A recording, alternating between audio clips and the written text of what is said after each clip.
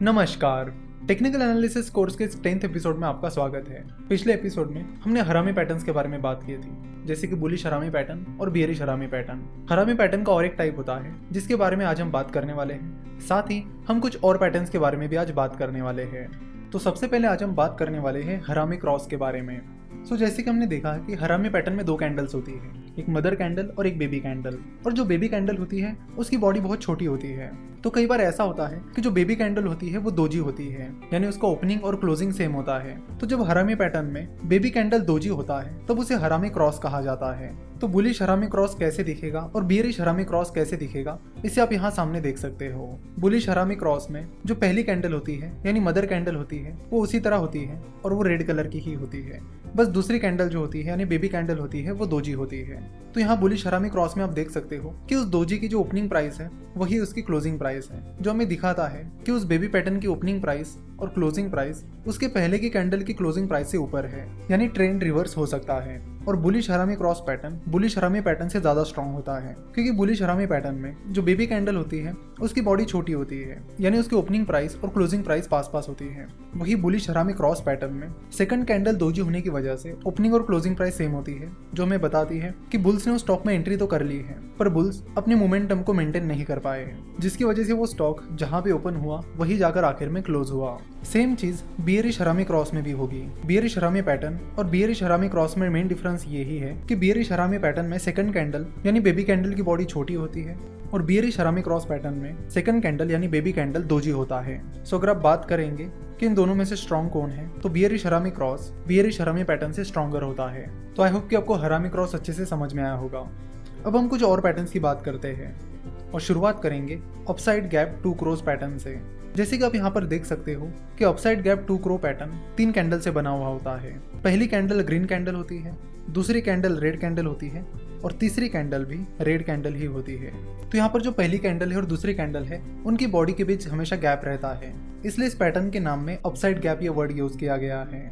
तो जैसे कि हमें नाम से पता चलता है कि upside gap 2 cross pattern up trend के दौरान आता है, जिसमें शेयर की प्राइसेस लगातार ऊपर चली जा रही हैं और वो स्टॉक अपने नए नए हाई तैयार कर रहा है। उसी बीच एक रेड कैंडल वहां पे तैयार होती है जो कि इस पैटर्न की सेकंड कैंडल है। तो अपसाइड गैप 2 क्रॉस पैटर्न की पहली कैंडल हमें बता दी है कि अप ट्रेंड चल रहा है और ये पहली ग्रीन कैंडल हमें इंडिकेशन देती है कि अपसाइड ट्रेंड लगातार चल रहा है और उस स्टॉक में बुल सवार है। उसके बाद फर्स्ट कैंडल और सेकंड कैंडल की बॉडी के बीच का जो गैप है वो हमें इंडिकेट करता है कि सेकंड कैंडल पहली कैंडल की क्लोजिंग प्राइस से ऊपर ओपन हुई है, यानी वो स्टॉक शुरुआत में तो ऊपर जा रहा था लेकिन दिन के आखिर तक वो स्टॉक उसकी ओपनिंग प्राइस से नीचे क्लोज हो गया, जिसकी वजह से वो सेकंड कैंडल रेड हो गई। तो ये सेकंड कैंडल हमें बताती है कि अल्दो मार्केट अच्छी खासी प्राइस पर ओपन हुआ था, उसके बाद वो स्टॉक उस बुलिश मोमेंटम को मेंटेन नहीं कर पाया और वो स्टॉक उसकी ओपनिंग प्राइस से नीचे आकर क्लोज हुआ। लेकिन अभी भी आप देखोगे तो इस सेकंड कैंडल की क्लोजिंग प्राइस फर्स्ट कैंडल की क्लोजिंग प्राइस से ऊपर है। तो अब बात करते हैं इस थर्ड कैंडल की। तो ये थर्ड कैंडल भी रेड कैंडल है। जैसे कि आप देख सकते हो कि इस थर्ड कैंडल की ओपनिंग प्राइस उसके पहले वाली कैंडल की ओपनिंग प्राइस से भी ऊपर है, लेकिन फिर से बुल्स अपनी मोमेंटम मेंटेन नहीं कर पाए और वो थर्ड कैंडल की क्लोजिंग उसकी ओपनिंग प्राइस से नीचे रही। यहाँ पर एक इंपॉर्टेंट चीज जो आपको ऑब्जर्व करनी चाहिए वो ये है कि इस थर्ड कैंडल की क्लोजिंग सेकंड कैंडल की क्लोजिंग से नीचे है। तो इस तरह अपसाइड गैप 2 क्रॉस से हमें पता चलता है कि बुल्स अपनी मोमेंटम बनाए नहीं रख पा रहे हैं। और थर्ड वाली कैंडल ने तो हमें ये भी बताया है कि उस स्टॉक की क्लोजिंग प्राइस उसके पहले की यानी सेकंड कैंडल की क्लोजिंग प्राइस से भी नीचे है। तो इस तरह ये चीजें इंडिकेट कर रही है कि धीरे धीरे बुल्स अपना कंट्रोल खो रहे हैं, जिसकी वजह से मार्केट में रिवर्सल ट्रेंड आ सकता है। अगर अगले 1 या 2 सेशन तक भी ऐसा ही चलता है तो इन्वेस्टर उस स्टॉक में शॉर्ट पोजीशन ले सकते हैं। अगेन आपको बता दूं कि अपसाइड गैप 2 क्रॉस पैटर्न उतना स्ट्रॉन्ग पैटर्न नहीं है, तो अपसाइड गैप 2 क्रॉस पैटर्न के बेसिस पर अपने डिसीजन लेते वक्त आपको सोचने की जरूरत है। अब हम बात करेंगे 3 ब्लैक क्रॉस के बारे में। 3 ब्लैक क्रॉस कुछ इस तरह दिखते हैं। तो जैसे कि आप देख सकते हो कि 3 ब्लैक क्रॉस अपवर्ड ट्रेंड के दौरान आते हैं। 3 ब्लैक क्रॉस को पहचानने के 2-3 तरीके हैं। पहला ये कि 3 ब्लैक क्रॉस में ये जो 3 रेड कैंडल्स हैं उनकी क्लोजिंग प्राइस उनकी लो प्राइस के करीब होती है। तो आप यहाँ पर देख सकते हो कि इन तीनों भी रेड कैंडल्स की क्लोजिंग प्राइस उनकी लो प्राइस के बहुत नजदीक है। And second most important thing, second candle की ओपनिंग प्राइस फर्स्ट कैंडल के बॉडी के अंदर है। सिमिलरली थर्ड कैंडल की ओपनिंग प्राइस सेकंड कैंडल के बॉडी के अंदर है। तो ये भी 3 ब्लैक क्रॉस का इंपॉर्टेंट क्राइटेरिया है। चलो तो देखते हैं कि 3 ब्लैक क्रॉस के पीछे की थॉट प्रोसेस क्या है। मार्केट में अपट्रेंड चल रहा है, उसी बीच एक रेड कैंडल आ जाती है जो हमें बताती है कि मार्केट में ट्रेंड चेंज हो रहा है। देन जो सेकंड रेड कैंडल है वो हमें बताती है कि उस दिन उस स्टॉक की ओपनिंग प्राइस उसके पहले के कैंडल के दिन से कम है। सिमिलरली उसकी क्लोजिंग प्राइस भी उसके पहले के कैंडल से कम है। यही चीज तीसरे कैंडल के दिन भी हुई। तीसरे कैंडल की ओपनिंग प्राइस सेकंड कैंडल की ओपनिंग प्राइस से कम है। सिमिलरली तीसरे कैंडल की क्लोजिंग प्राइस भी उसकी पहले की कैंडल की क्लोजिंग प्राइस से कम है, जो हमें बता रहा है कि बियर्स लगातार मोमेंटम में आ रहे हैं और अपना मोमेंटम बनाए रख पा रहे हैं। तो 3 ब्लैक क्रोज हमें बियरिश ट्रेंड का कंफर्मेशन देते हैं। पर 3 ब्लैक क्रोज पैटर्न के साथ दिक्कत ये है कि ये पैटर्न पूरा होने में 3 दिन लगते हैं और ये बड़ा एक क्लियर कट पैटर्न है, जिसकी वजह से कई बार ट्रेडर्स के हाथ से अच्छी खासी अपॉर्चुनिटीज चली जाती है। जैसे कि आप देख सकते हो कि इन 3 दिनों में लगातार वो स्टॉक नीचे गिरता चला गया है। तो जो ट्रेडर्स 3 ब्लैक क्रॉस पैटर्न के बाद अपने डिसीजन लेंगे, हो सकता है उन्होंने उससे पहले की अच्छी खासी अपॉर्चुनिटीज गवा दी हो। सो अगर आपको थर्ड कैंडल के दिन पता चल रहा है कि उस स्टॉक की ओपनिंग प्राइस उसके पहले के दिन की ओपनिंग प्राइस से कम है, तो आप थर्ड कैंडल के दिन अपनी पोजीशन स्टॉक में ले सकते हो।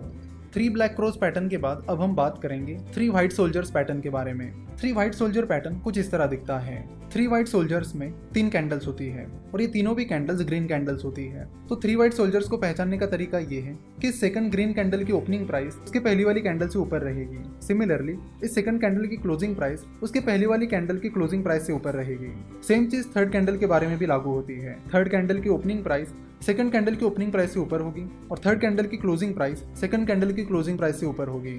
सो अगर आपको 3 white soldier pattern down trend के दौरान या फिर स्टेबल मार्केट के दौरान मिलता है, तो वो एक इंडिकेशन है कि बुल्स मार्केट में एंट्री कर रहे हैं और उन्होंने अच्छी खासी एंट्री कर भी ली है। तो 3 व्हाइट सोल्जर्स पैटर्न हमें बताता है कि बुलिश ट्रेंड शुरू हो गया है और आप मार्केट में पोजीशन ले सकते हो। बट 3 व्हाइट सोल्जर पैटर्न के बारे में भी दिक्कत ये है कि ये पैटर्न 3 कैंडल से बना है, जिसकी वजह से कंफर्मेशन मिलने में काफी टाइम लगता है और इसमें कई बार ऐसा होता है कि ट्रेडर्स अपॉर्चुनिटी खो सकते हैं। इसलिए अगर आप इस पैटर्न को तीसरे दिन की शुरुआत में ही पहचान लेते हो और देख लेते हो कि तीसरे कैंडल के दिन स्टॉक की ओपनिंग प्राइस उसके पहले वाले कैंडल से ज्यादा है, तो उस दिन आप उस स्टॉक में एंट्री कर सकते हो या फिर आप उस पूरे पैटर्न का इंतजार कर सकते हो, यानी तीसरे दिन तक स्टॉक क्लोज होने का इंतजार कर सकते हो और उसके अगले दिन मार्केट में अपनी पोजीशन ले सकते हो। तो आज हमने हरामी cross, upside gap 2 cross, 3 black cross और 3 व्हाइट सोल्जर्स पैटर्न के बारे में बात की। नेक्स्ट एपिसोड में हम पियर्सिंग पैटर्न और काउंटर अटैक लाइंस के बारे में बात करेंगे और उन्हें डिटेल में समझेंगे। आशा करता हूँ कि आपको आज समझाए गए सारे पैटर्न्स अच्छे से समझ में आए होंगे। हमसे जुड़े रहने के लिए आप हमें फेसबुक, ट्विटर और इंस्टाग्राम पर फॉलो कर सकते हो। हमसे जुड़े रहने के लिए आपका बहुत बहुत धन्यवाद।